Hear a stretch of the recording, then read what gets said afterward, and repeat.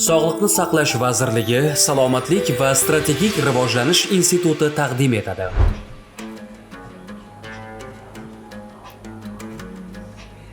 Salat tuzi pastroqmi?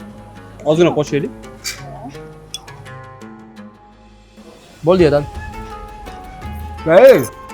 Nima qilyapsan? Dunyo aholisining 90% dan ortig'i keragidan ko'proq tuz iste'mol qiladi. Natijada nima bo'ladi bilasanmi?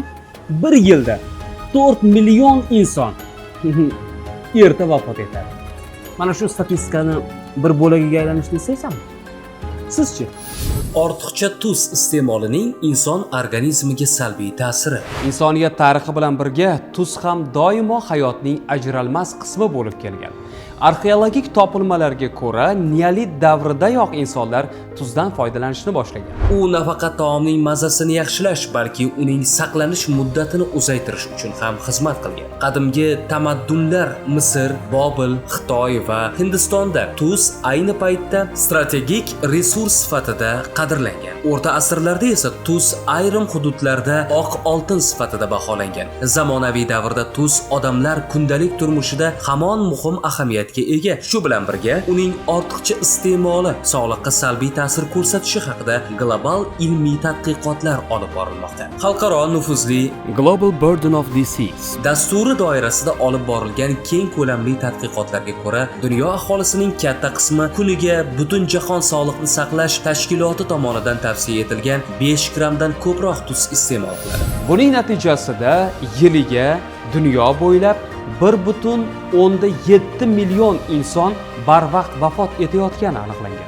Tuzning me'yordan ortiqligi qator noinfeksion kasalliklarni olib kelishi qayd etilgan. Birgina 2019-yil ma'lumotlariga ko'ra, ayni xavf omili tufayli insult holatining 10% dan ortig'i, yurak ishemik kasalliklarining esa taxminan 20% ga yaqini yuzaga kelishi holati kuzatilgan. Xo'sh, tanamizga ovqat bilan kirgan ortiqcha tuz organizmda qanday kimyoviy jarayonlarni sodir etadi? Eng avvalo tuzning asosiy tarkibiy qismi natriy organizmda suvni ushlab qon tomirlarida suyuqlik haddan tashqari ko'p to'planadi. Aynan shu holat qon bosimining ko'tarilishi, yurak ortiqcha ishlashiga majbur etadi. Agar normal holatda buyraklar ortiqcha natriyni siydik orqali chiqarib tashlasa, tuzning me'yordan ko'p kirishi buyrakni sekin-asta charchatadi. Yana bir muhim jarayon organizmda elektrolit muvozanatining buzilishidir.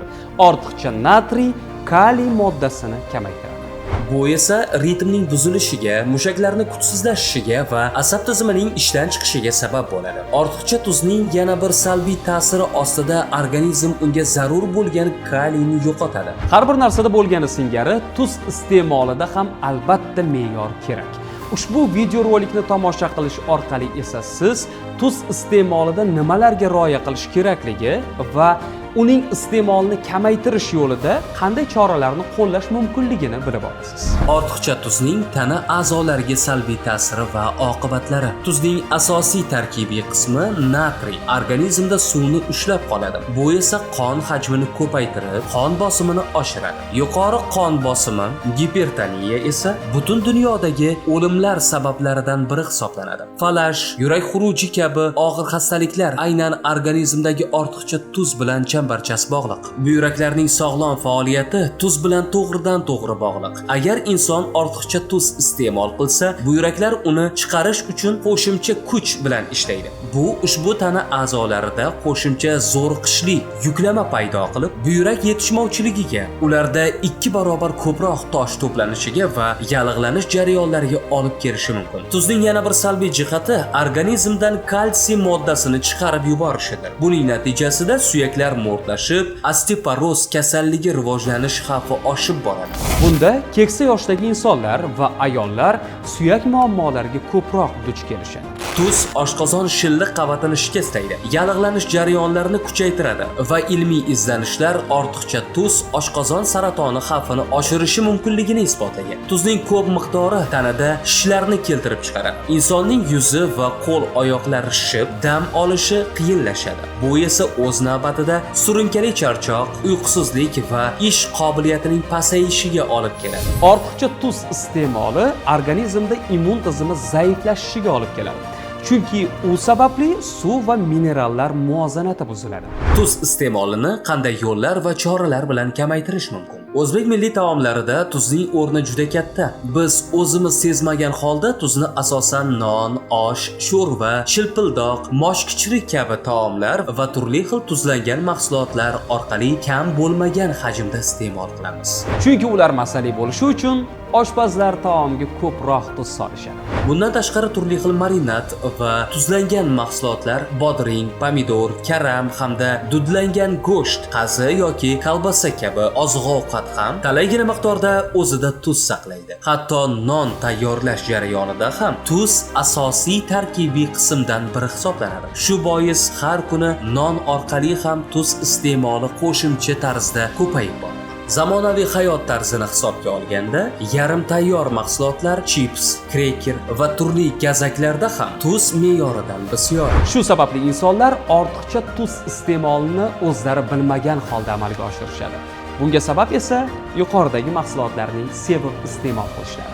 Jahon miqyosida olib borilgan Global Burden of Disease tadqiqotlarida ham, xususan O'zbekiston aholisining ratsionida ham tuzning ortiqcha qismi aynan milliy taomlar orqali iste'mol qilinishi qayd etilgan. Ayni ma'lumotlarga asosan O'zbekistonda tuz iste'moli o'rtacha 15 grammni tashkil etadi.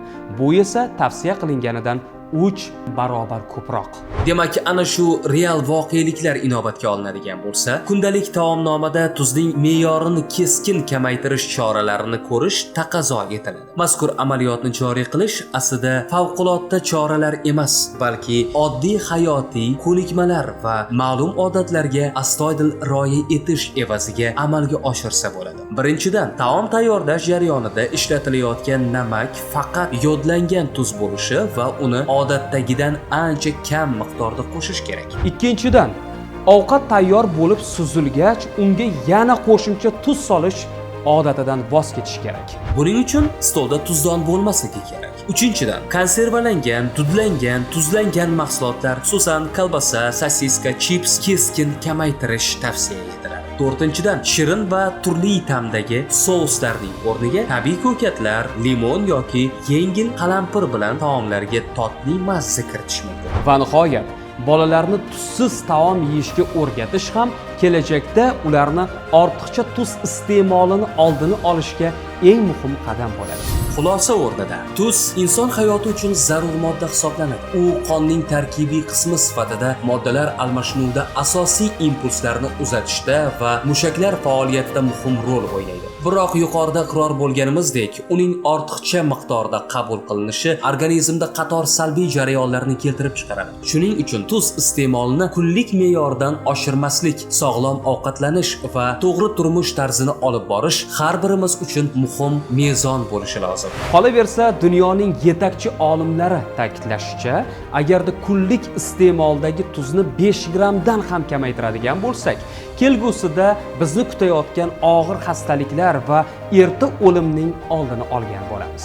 Shu bois ham endilikda barcha mamlakatlarda aholi orasida tuz iste'molini qisqartirish bo'yicha milliy dasturlar qabul qilinib, ular ijrosini ta'minlash choralari doimiy nazorat ostida turadi. Biroq ushbu vazifani to'liq ado etilishi shubhasiz insonlarning muammo yechimiga ongli va manfaatdor munosabati hamda safarbarligi bilan bog'liq. Taomlarda gar mo'l bo'lsa namak, beshak kasallikdan beradi darak.